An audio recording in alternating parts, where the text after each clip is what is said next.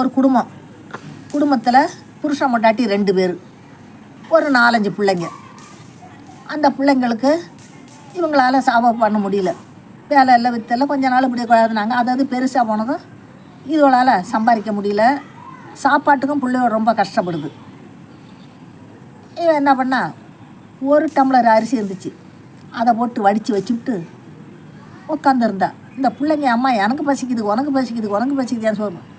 இதை யாருக்குன்னு நம்ம போடுறது நினச்சிக்கிட்டு இவளுக்கு இந்த பிள்ளைங்கள்லாம் அதுவும் ஒரு அழுகை வந்துருச்சு. கடவுளே பகவானே, ஏன் இப்படி எனக்கு 5-6 பிள்ளை குட்டியை கொடுத்து இந்த மாதிரி என்னை கஷ்டத்தைப்படுத்துகிறேன்? நான் என்ன பண்ணுவேன்? இதை யாருக்குன்னு நான் போடுவேன்? பிள்ளைங்கள்லாம் அப்படி பரத வைக்கித, நான் என்ன செய்வேன்? ஒரு வேலை இல்லாத வித்து இல்லாத இந்த பிள்ளைங்களை வச்சுக்கிட்டு ஒன்று என்னை கொண்டுக்கிட்டு போயிடு, இல்லை என் பிள்ளைங்களை கொண்டு அப்படின்னு சொல்லிவிட்டு அழுதுட்டு உட்காந்துருந்தேன். பார்வதியும் பரமசிவனும் வந்தாங்க. அம்மா என்னம்மா அழுதுகிட்டு இருக்க அப்படின்னாங்க. ஒன்றும் இல்லைங்க அண்ணா, சும்மா சொல்லம்மா, என்கிட்ட அவங்களும் தெரியுமா சொன்னேன். இல்லை, இந்த பிள்ளைங்கள்லாம் பறக்குது, அரிசி இல்லை, அப்படி அரிசி இருந்துச்சு, அப்படி அரிசி இருந்துச்சு, அதை போட்டு வடித்து வச்சுருக்கேன். இந்த பிள்ளைங்க எனக்கு சோறு, உனக்கு சோறு, உனக்கு சோறு, எனக்கு பசிக்குது, உனக்கு பசிக்குதுன்னு தான் எனக்கு ரொம்ப கொடுமையாக இருந்துச்சு. எதுக்கு என்னத்த போடுவேன்? ஏன் இப்படி ஒரு கடவுள் என்னை அப்படி படைச்சிருக்காருன்னு நான் முறை விட்டுக்கிட்டு அழுதுகிட்டு இருந்தாங்க. வேறு எதுவும் இல்லைன்னா சரியம்மா அப்படின்ட்டு அவங்க போயிட்டாங்க. இவ்வளோ தானே என்னாங்க? ஆமாங்க, அந்த பிள்ளைங்கள வச்சுக்கிட்டு என்னால் ஒன்றும் பண்ண முடியலைங்க, என்னை பிடிச்சிக்கிட்டு போதனா நான் என்ன செய்வான்னா சரின்ட்டு போயிட்டாங்க. போனவங்க கொஞ்ச நேரம் கழித்து கூரையை தூக்கி விட்டு குறன்னு கொட்டுது. காசியும் பணமும் இது தங்க காசியும் அது பாட்டுற புறன்னு கொட்டுது. அப்படியே அண்ணாந்து பார்த்தா அவளுக்கு மனசு இருந்து போச்சு, ஒன்றுமே சொல்ல முடியல. இந்த பிள்ளைங்கள்லாம் ஓடியா அந்த அள்ளி இல்லி எதுங்குது.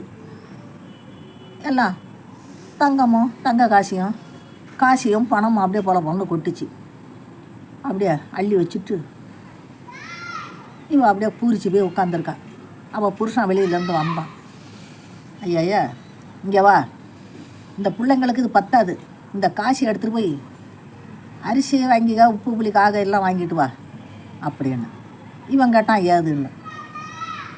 ஏதோ கடவுளாக கொடுத்தாங்க இன்னும் சொன்னதும் அவன் எடுத்துக்கிட்டு போய் காய் கறி அதை இதை வாங்கிட்டு வந்து சமைச்சி புள்ளிகளுக்கு போட்டு சாப்பிட்டுக்கிட்டு இருந்துச்சோம்.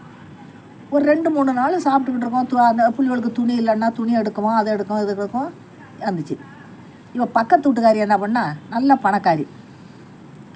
ஏது உங்களுக்கு பணம் என்ன, திங்கவே சோறு இல்லாமல் இருந்தீங்க, உங்களுக்கு இவ்வளோ ஆடம்பரமாக ஏது என்னன்னு கேட்டேன். இந்த பிள்ளைங்க அந்த மாதிரி சொல்லிச்சு. சரின்னு சொல்லிவிட்டு இவன் சொன்னான், அவள் புருஷன்கிட்ட பிள்ளையும் இல்லை குட்டிலையும் இல்லை, அவள் 2 பேர் தான், இருக்கிற வசதியை சாப்பிட்றதுக்கு முடியல.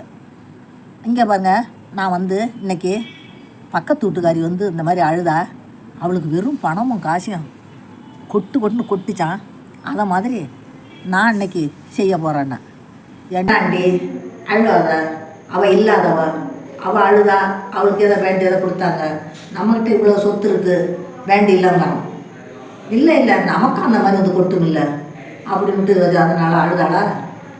அவங்களுக்கு நேற்று தான் எல்லாம் அழுதா, அவ்வளவு கொடுத்தோம், இன்றைக்கும் அழுகுறாள், எவ்வளவு அவளுக்கு எதுவாக இருக்கணும், திமிர் இருக்கணும்னு சொல்லிட்டு அவங்களுக்கு கோபத்தோடு வர்றாங்க. கோபத்தோடு பார்த்தா இவ்வளோ இருக்குது, என்னம்மா உனக்கு குறைன்னாங்க. இதை மாதிரி சொன்னான். சரிம்மா வர்றேன் அப்படின்ட்டு போயிட்டாங்க. போய் ஒரு நாரியத்தை போனோம், ஒன்றும் இல்லாமல் புதைக்க கூட வழி இல்லாத ஒரு சந்திகாரில் ஒரு பணம் நடந்துச்சு. அதை தூக்கியாந்து கூரையை தூக்கி விட்டு புத்துன்னு கீழே விழுந்துது.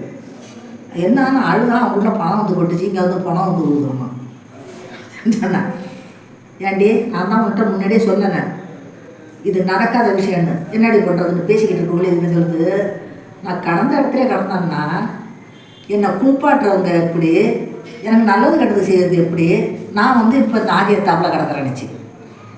நான் சொன்னேன், நான் கேட்டி அடினுட்டு போய் கழுவி குளிப்பாட்டி, நான் கழுவி குளிப்பாட்டினதோட இல்லை, எனக்கு ஏன்னோ பட்டு வாங்கி சாத்துவாங்க, பழுக்கா வாங்கி போடுவாங்க, என்னென்ன செய்வாங்க, அத்தனையாக குறைஞ்சி கிடக்கிறான்னு போய் பட்டு வேஷ்டி எடுத்துக்கிட்டு பட்டு சட்டை எடுத்துகிட்டு போட்டு இவனுக்கு வச்சுருக்காங்க. நான் கடந்த இடத்துலையே கிடந்தான்னா எத்தனை பேர் எங்கள் சொந்தக்காரங்களுக்கெல்லாம் சொல்லி ஆடல் பாடலோட அழுக சாதோட இப்படி நான் கிடக்கலாமான்னுச்சு. என்ன பண்ணான், போய் ஊரை சொல்லி சனம் வந்து அடித்து மோதிட்டு ஆடுது. திரும்பி என்ன பண்ணுது, இதெல்லாம் ஒரு அழுவலாம் அவங்க அப்பா அம்மாவுக்கு சேர்ந்து அழுகுறாங்க, எனக்குன்னு உரிமை அழுகிறது யார் இருந்துச்சு. அப்போ அதுக்கு 10 பேர்கிட்ட பணம் கொடுத்து அழுக வச்சான். நான் கடந்த இடத்துல கிடந்தேன்னா எனக்கு பூ என்ன, சந்தனம் என்ன, பத்தி என்ன, பழம் என்ன, எவ்வளவு சீர் சிறப்போடு இருப்பான். இந்த மாதிரி என்ன உடனே எல்லாமே போய் கொண்டு வந்து பூ போட்டு சந்தனம் குங்குமம் எல்லாம் வச்சு சாத்தி வச்சாங்க. நான் கடந்த இடத்துல கிடந்தேன்னா எனக்கு வந்து மோளம் தாளம் நான் அது நடினம் இதெல்லாம் வச்சு பிறகுலேயுமா தூக்கம் இது எடுப்பாங்க. இந்த மாதிரியா நான் நாதி எடுத்து கிடக்கிறேன்னுச்சு. உடனே அத்தினியும் கொண்டு செஞ்சான். அப்புறம் எனக்கு ரொம்ப நேரமாச்சு. நான் கடந்த இடத்துல கிடந்தேன்னா எனக்கு பாட கட்டி சீர் சிறப்புமா மரத்தை கொண்டு வந்து நல்ல சிறப்பாக பாடை கட்டி அதுக்கு மாலை பூ பட்டு புடவெல்லாம் வச்சு அவ்வளோ தோரணம்லாம் கட்டி என்னை தூக்குவாங்க அடிச்சு. நாதியத்து கிடக்குன்னு சொல்லிட்டு போரு. சரி நான் அதை மாதிரி போய் பட்டு அடை புடவை கிடவெல்லாம் வாங்கிட்டு வந்து தோரணம் கட்டி பூ மாலையெல்லாம் தோரணம் கட்டி எடுத்தோம். அந்த பாடை கட்டுறதுக்கு மரங்க வெட்டி போட்டிருந்தால இந்த அடி துண்டுவோம் அது அங்கே கிடந்துச்சு. தூக்குறாங்க. தூக்கும்பொழுது என்ன சொல்லுது, நான் கடந்த இடத்துல கிடந்தேன்னா நான் இப்படி தனியாக போவேன், என் கூட வரவங்க எத்தனை பேர் அப்படின்ச்சு.